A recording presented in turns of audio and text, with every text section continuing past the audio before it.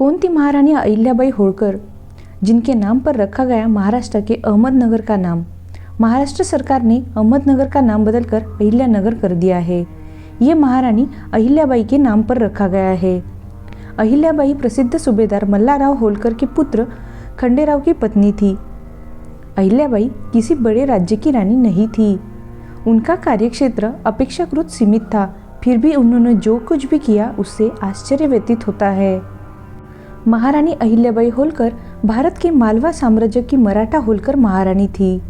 उनका जन्म 31 मई 1785 को महाराष्ट्र के अहमदनगर के चोंडी ग्राम में हुआ था। उनके पिता मंकोजीराव शिंदे अपने गांव के पाटिल थे।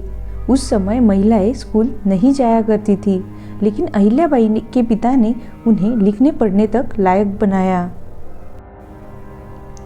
अहिल्याबाई के पति खंडेराव होळकर 1754 के कुंभेर युद्ध में शहीद हुए थे। 12 साल बाद उनके ससुर मल्हारराव होळकर भी मृत्यु हो गई थी। इसके एक साल बाद ही उन्हें मालवा साम्राज्य की महारानी का ताज पहनाया गया। वह हमेशा से ही अपने साम्राज्य को मुस्लिम आक्रमणकारियों से बचाने की कोशिश करती रही, बल्कि युद्ध के दौरान वह खुद अपनी सेना में शामिल होकर युद्ध करती रही। उन्होंने तुकडोजीराव होळकर को अपनी सेना के सेनापति के रूप में नियुक्त किया था। रानी अहिल्याबाई ने अपने साम्राज्य महेश्वर और इंदौर में काफ़ी मंदिरों का निर्माण भी किया था। उन्होंने लोगों के कहने पर बहुत सी धर्मशालाएं भी बनवाई। ये सभी धर्मशालाएं उन्होंने मुख्य तीर्थस्थान से, जैसे गुजरात के द्वारका, काशी विश्वनाथ, वाराणसी का गंगा घाट, उज्जैन, नासिक, विष्णुपद मंदिर और बैजनाथ के आसपास ही बनवाई। मुस्लिम आक्रमणकारियों के द्वारा तोड़े हुए मंदिरों को देखकर ही उन्होंने सोमनाथ में शिवजी का मंदिर बनवाया, जो आज भी हिंदुओं द्वारा पूजा जाता है। अहिल्याबाई को एक बेटा और एक बेटी थी। पुत्र का नाम मालेराव और कन्या का नाम मुक्ताबाई रखा गया था। उन्होंने बड़ी कुशलता से अपने पति के गौरव को जगाया।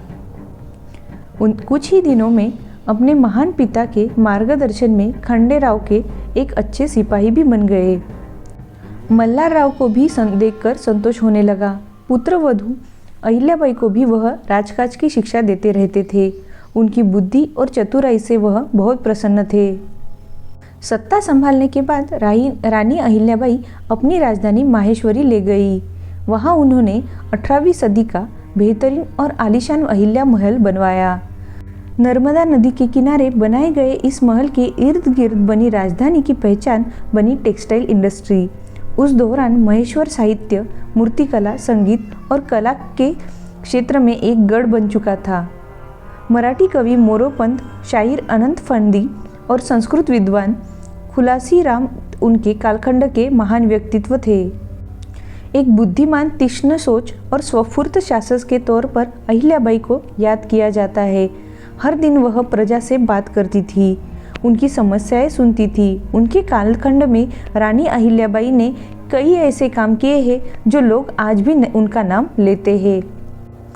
अपने साम्राज्य को उन्होंने समृद्ध बनाया। उन्होंने सरकारी पैसा बेहद बुद्धिमानी से कई किले, विश्राम गृह, कुएं और सड़क बनवाने पर खर्च किया। वह लोगों के साथ त्योहार मनाती थी और हिंदू मंदिरों को दान देती। अहिल्याबाई का मानना था कि धन प्रजा और ईश्वर की दी हुई वह धरोधर स्वरूप निधि है, जिसकी वह मालिक नहीं बल्कि उसे प्रजा हित में उपयोग की जिम्मेदार संरक्षक है।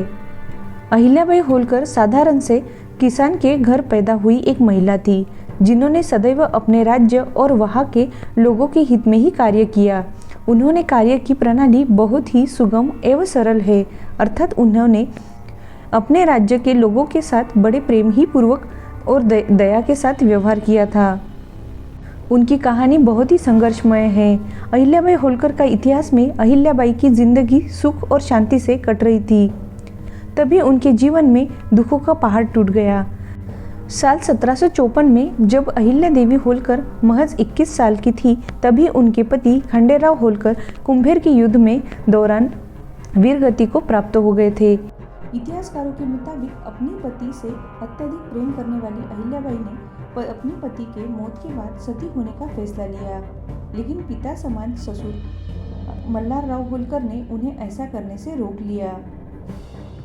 इसके बाद सन 1766 में मल्हारराव होलकर भी दुनिया छोड़कर चले गए, जिससे अल्लाबाई काफ़ी आहत हुई, लेकिन फिर भी वे हिम्मत नहीं हारी। इसके बाद मालवा प्रांत की बागडोर अहिल्याबाई के कुशल नेतृत्व में उनके पुत्र मालेराव होलकर ने संभाली। शासन संभालने के कुछ दिनों बाद ही 1767 में उनके जवान पुत्र मालेराव की भी मृत्यु हो गई।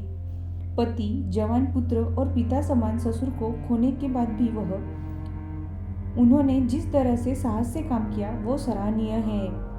पंडित जवाहरलाल नेहरू कहते हैं कि जिस समय वह गद्दी पर बैठी वह 30 वर्ष की नौजवान विधवा थी और अपने राज्य के प्रशासन में वह बड़ी खूबी से सफल रही। वह स्वयं राज्य का कारोबार देखती थी। उन्होंने युद्ध को टाला, शांति को कायम रखा और अपने राज्य को ऐसे समय खुशहाल बनाया जबकि भारत का ज़्यादातर हिस्सा उथल पुथल में की हालत में था। इसलिए यह ताज्जुब की बात नहीं कि आज भी भारत में सती की तरह पूजी जाती है। अहिल्याबाई होलकर की मृत्यु 13 अगस्त 1795 को इंदौर राज्य में ही हुई थी। अहिल्याबाई होलकर की मृत्यु कब हुई, उस दिन की तिथि भाद्रपद कृष्णा चतुर्दशी थी। अहिल्याबाई होलकर द्वारा किए गए महान कामों के लिए उनके सम्मान में भारत सरकार की तरफ से 25 अगस्त साल 1996 में एक डाक टिकट जारी कर दिया था। इसके अलावा अहिल्याबाई जी के असाधारण कामों के लिए उनके नाम पर एक अवार्ड भी स्थापित किया गया था। आशा है कि इस ब्लॉग में आपको अहिल्याबाई होलकर का इतिहास से जुड़ी पूरी जानकारी मिल गई होगी। इसी तरह आप बने रहिए अनटोल्ड स्टोरी ऑफ इंडिया के साथ।